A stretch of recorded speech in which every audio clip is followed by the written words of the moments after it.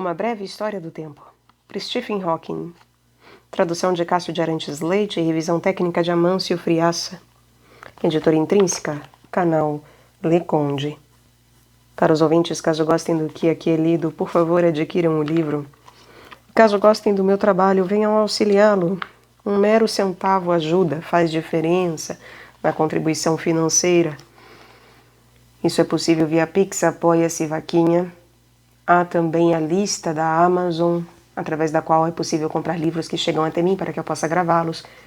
Caso você queira algum livro que lá não esteja, basta solicitar em particular ou em público, que eu adiciono caso seja de fato pertinente, e assim posso gravá-lo. E também curtam, compartilhem, comentem, inscrevam-se no canal, tudo isso é importante, gera engajamento, faz com que esse conteúdo seja ofertado a mais pessoas, ampliando também o meu trabalho. Enfim, contribuindo para com todos. Muito obrigada pela presença. Estamos no capítulo 9, A Seta do Tempo. Nos capítulos anteriores vimos como nossos conceitos sobre a natureza do tempo mudaram ao longo dos anos. Até o início do século passado, as pessoas acreditavam em um tempo absoluto, ou seja, era possível classificar qualquer evento por uma grandeza chamada tempo de maneira única, e todo bom relógio estaria de acordo quanto ao intervalo de tempo entre dois eventos. No entanto, a descoberta de que a velocidade da luz parecia ser a mesma para qualquer observador, a despeito de como ele estivesse se movendo, levou à teoria da relatividade e, baseados nela, tivemos de abandonar a ideia de que havia um tempo único e absoluto. E, em vez disso, cada observador teria sua própria medida de tempo, conforme o relógio que ele carregasse. Relógios portados por observadores diferentes não necessariamente coincidiriam. Assim, o tempo se tornou um conceito mais pessoal, relacionado ao observador que o media. Quando se tentou unificar a gravitação com a mecânica quântica, foi necessário introduzir a ideia de tempo imaginário. O tempo imaginário é indistinguível das direções no espaço.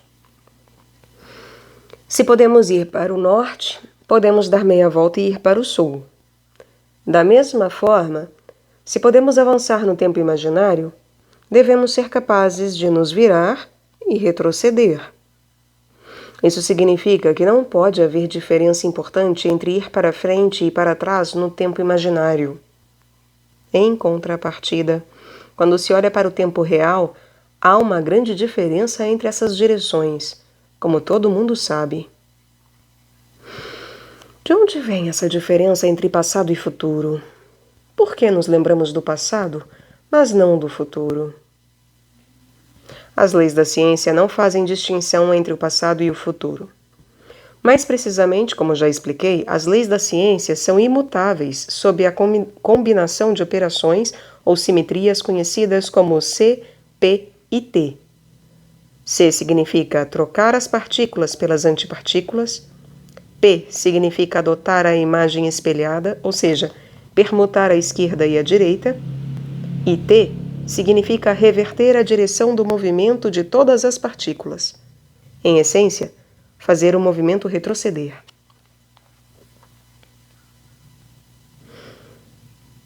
As leis da ciência que governam o comportamento da matéria em todas as situações normais são imutáveis sob a combinação das operações C e P. Em outras palavras, a vida seria exatamente a mesma para os habitantes de outro planeta que fossem tanto imagens espelhadas de nós como feitos de antimatéria, e não de matéria. Se as leis da ciência são imutáveis pela combinação das operações C e P, e também pela combinação de C, P e T, então elas também devem ser imutáveis sob a operação T isolada. Contudo, há uma grande diferença entre as direções para frente e para trás do tempo real na vida comum. Imagine um copo d'água caindo de uma mesa e estilhaçando no chão. Se você filmar a cena, é fácil dizer se está indo para frente ou para trás. Se passa o filme para trás, vê os cacos saindo do chão e se juntando para formar um copo inteiro sobre a mesa. Dá para perceber que o filme está voltando, porque nunca se observa esse tipo de comportamento no mundo normal. Se assim fosse, os fabricantes de copos iriam à falência. Em geral, a explicação dada para o fato de não vermos copos quebrados se juntando no chão e pulando de volta para a mesa é que isso é proibido pela segunda lei da termodinâmica. Ela afirma que, em qualquer sistema fechado, a desordem ou entropia sempre aumenta com o tempo. Em outras palavras, é uma espécie de lei de Murphy. As coisas sempre tendem a dar errado. Um copo intacto sobre a mesa é um estado de ordem elevada, mas um copo quebrado no chão é um estado desordenado. É fácil ir do copo sobre a mesa no passado para o copo quebrado no chão no futuro. Mas não é fácil percorrer o caminho inverso. O aumento da desordem ou entropia com o tempo é um exemplo do que chamamos de seta do tempo, algo que distingue o passado do futuro, estabelecendo uma direção. Existem pelo menos 3 setas do tempo distintas. Primeiro, há a seta do tempo termodinâmica, a direção na qual a desordem ou entropia aumenta. Depois, há a seta do tempo psicológica. Essa é a direção em que sentimos o tempo passar, a direção em que nos lembramos do passado, mas não do futuro. E, enfim, há a seta do tempo cosmológica. Essa é a direção do tempo em que o universo está se expandindo, em vez de se contrair.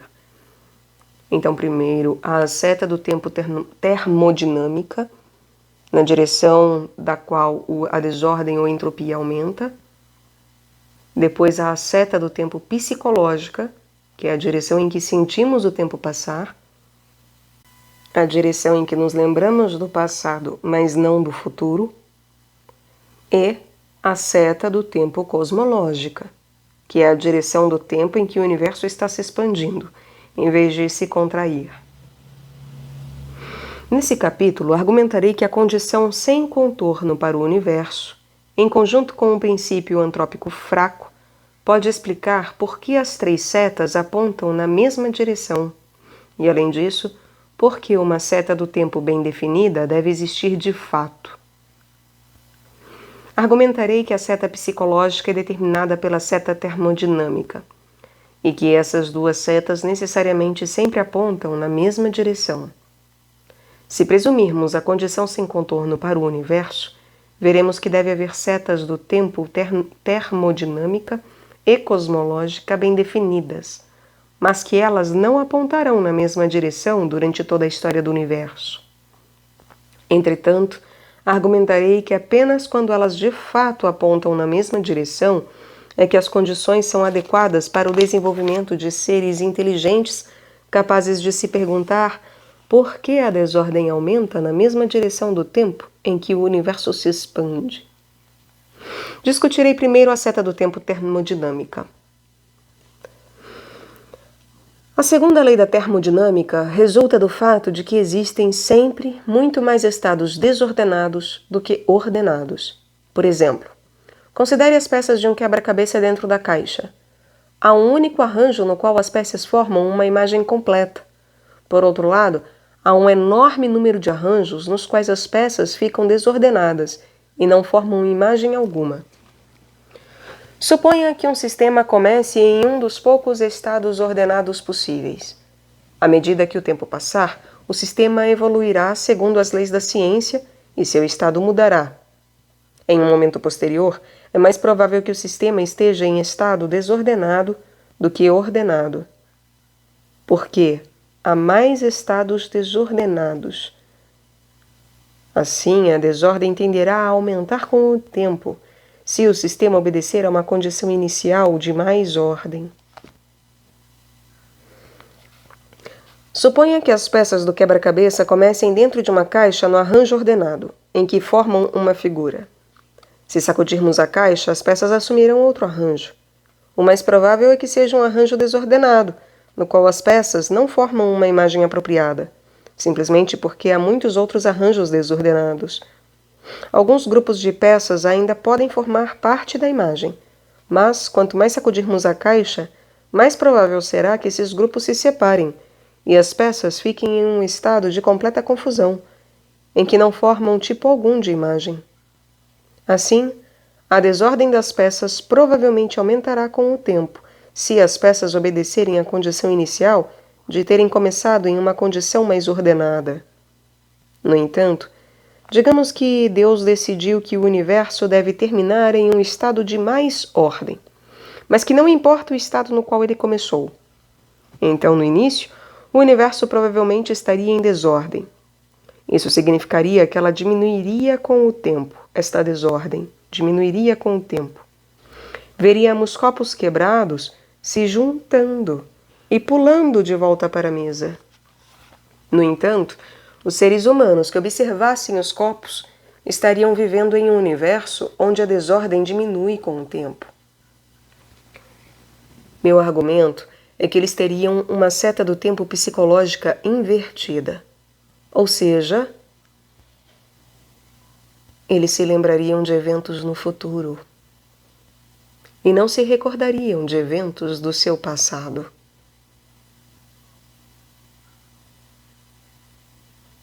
Eles se lembrariam de eventos no futuro e não se recordariam de eventos no seu passado. Quando o copo estivesse quebrado, eles se lembrariam do objeto na mesa, mas quando estivesse sobre a mesa, não se lembrariam dele no chão.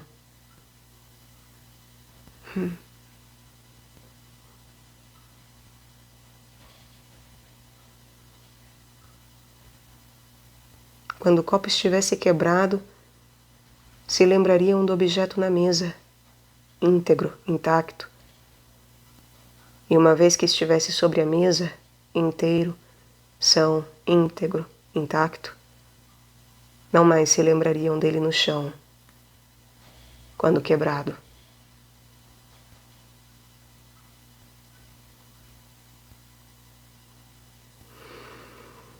É um tanto difícil falar sobre a memória humana, porque não sabemos detalhes de como o cérebro funciona.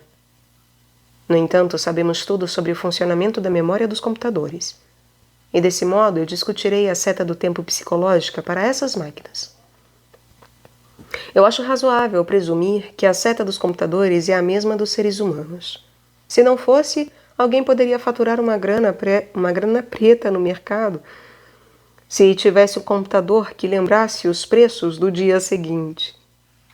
A memória de um computador é basicamente um dispositivo contendo elementos que podem existir em um de dois estados. E um exemplo simples é o ábaco. Em sua forma mais simples, ele consiste em uma série de hastes. Em cada uma há diversas contas que podem ser colocadas em uma de duas posições.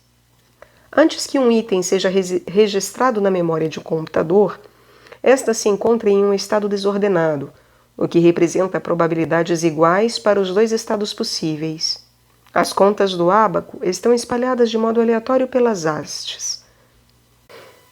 Depois que a memória interage com o sistema a ser lembrado, ela ficará definitivamente em um ou outro estado, de acordo com o estado do sistema.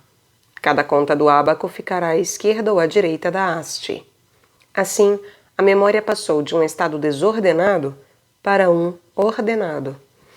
Entretanto, para se ter certeza de que a memória está no estado correto, é necessário usar determinada quantidade de energia para mover a conta ou ligar o computador, por exemplo. Essa energia é dissipada como calor e aumenta a quantidade de desordem no universo. Podemos demonstrar que esse aumento na desordem é sempre maior do que o aumento na ordem da própria memória. E desse modo, o calor expelido pela ventoinha do cooler significa que, quando o computador registra um item na memória, a quantidade total de desordem no universo continua aumentando. A direção do tempo em que um computador se lembra do passado é a mesma daquela em que a desordem aumenta. Nossa noção subjetiva de direção do tempo, a seta do tempo psicológica, é, portanto, determinada no nosso cérebro pela seta do tempo termodinâmica. Assim como um computador, devemos lembrar as coisas na ordem em que a entropia aumenta. Isso torna a segunda lei da termodinâmica quase trivial. A desordem aumenta com o tempo porque medimos o tempo na direção em que a desordem aumenta. Não existe aposta mais garantida. A desordem aumenta com o tempo porque medimos o tempo na direção em que a desordem aumenta. Mas por que a seta do tempo termodinâmica precisa existir? Ou, em outras palavras, por que o universo deve estar em um estado de mais ordem em um extremo do tempo, sendo o extremo que chamamos de passado? Por que ele não fica em um estado de completa desordem o tempo todo? Afinal, isso pode parecer mais provável. E por que a direção do tempo na qual a desordem aumenta é a mesma daquela em que o universo se expande?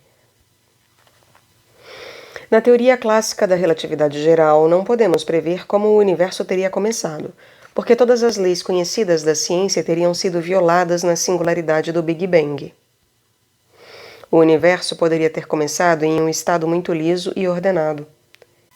Isso teria levado a setas do tempo termodinâmica e cosmológica bem definidas, como observamos.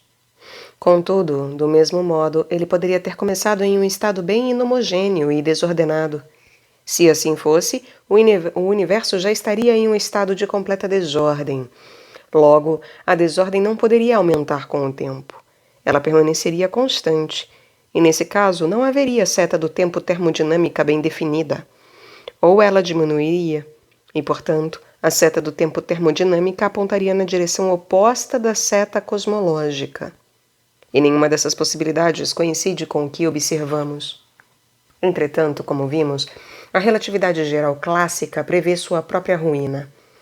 Quando a curvatura do espaço-tempo cresce, os efeitos gravitacionais tornam-se importantes, e a teoria clássica deixa de ser uma boa descrição do universo. Precisamos usar uma teoria da gravitação quântica para compreender como o universo teve início. Em uma teoria da gravitação quântica, como vimos no capítulo anterior, a fim de descrever o estado do universo, ainda assim, precisaríamos dizer como as possíveis histórias do universo se comportariam no contorno do espaço-tempo no passado. Para evitar essa dificuldade de ter de descrever o que não sabemos e não conseguimos saber, bastaria as histórias satisfazerem a condição sem contorno. Elas seriam finitas em extensão, mas não teriam contornos, bordas ou singularidades. Nesse caso, o início do tempo seria um ponto regular, liso, do espaço-tempo, e o universo teria iniciado sua expansão em um estado muito liso e ordenado. Não poderia ter sido uniforme por completo, pois isso violaria o princípio da incerteza da teoria quântica. Teria havido necessariamente pequenas flutuações na densidade e nas velocidades das partículas. Contudo, a condição sem contorno implicaria que essas flutuações seriam muito pequenas, condizentes com o princípio da incerteza. O universo teria começado com um período de extensão exponencial ou inflacionária, no qual teria aumentado de tamanho muitas e muitas vezes. Durante essa expansão, as flutuações de densidade teriam permanecido pequenas no início, mas depois teriam começado a crescer. A atração gravitacional da massa extra, teria desacelerado a expansão de regiões onde a densidade era ligeiramente mais elevada do que a média. Em algum momento, tais regiões teriam parado de se expandir e entrado em colapso para formar galáxias, estrelas e seres como nós. O universo teria começado em estado liso e ordenado, e então teria se tornado inhomogêneo e desordenado com o passar do tempo. Isso explicaria a existência da seta do tempo termodinâmica. Mas o que aconteceria se e quando o universo parasse de se expandir e começasse a se contrair? Será que a seta termodinâmica se inverteria e a desordem passaria a diminuir com o tempo?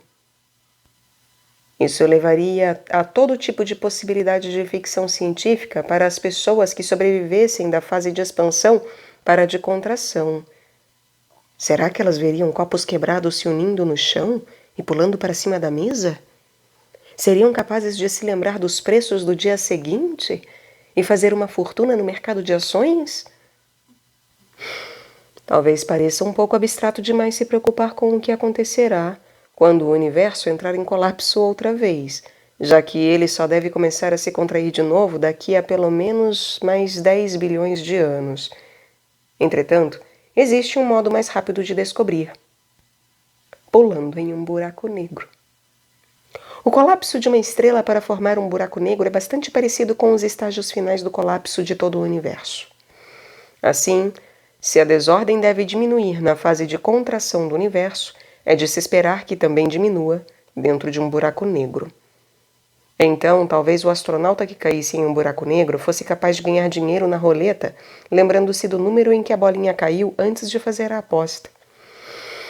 Infelizmente, porém, ele não teria muito tempo para jogar antes de virar espaguete. Também não seria capaz de nos contar sobre a reversão da seta termodinâmica, nem de depositar o que ganhou em sua conta, porque ficaria aprisionado no horizonte de eventos do buraco negro. A princípio, eu acreditava que a desordem diminuiria quando o universo voltasse a entrar em colapso. Pensava que o universo tinha de voltar a um estado liso e ordenado quando ficasse pequeno outra vez. Isso significaria que a fase de concentração seria como a reversão de tempo da fase de expansão. As pessoas na fase de contração viveriam suas vidas de trás para frente, morreriam antes de ter nascido e ficariam mais jovens à medida que o universo se contraísse. A ideia é atraente, porque significaria uma simetria agradável entre as fases de expansão e de contração. No entanto, não podemos adotá-la de maneira isolada e independente de outras ideias sobre o universo. E a questão é: ela está subentendida pela condição sem contorno ou é incompatível com essa condição? Como eu disse, a princípio achei que a condição sem contorno de fato implicava que a desordem diminuiria na fase de contração. Em parte fui iludido pela analogia com a superfície da Terra. Se tomássemos o Polo Norte como o início do universo, o fim deste seria semelhante ao começo, assim como o Polo Sul é similar ao Norte. Entretanto, os polos Norte e Sul correspondem ao início e ao fim do universo no tempo imaginário. O início e o fim no tempo real podem ser bem diferentes um do outro.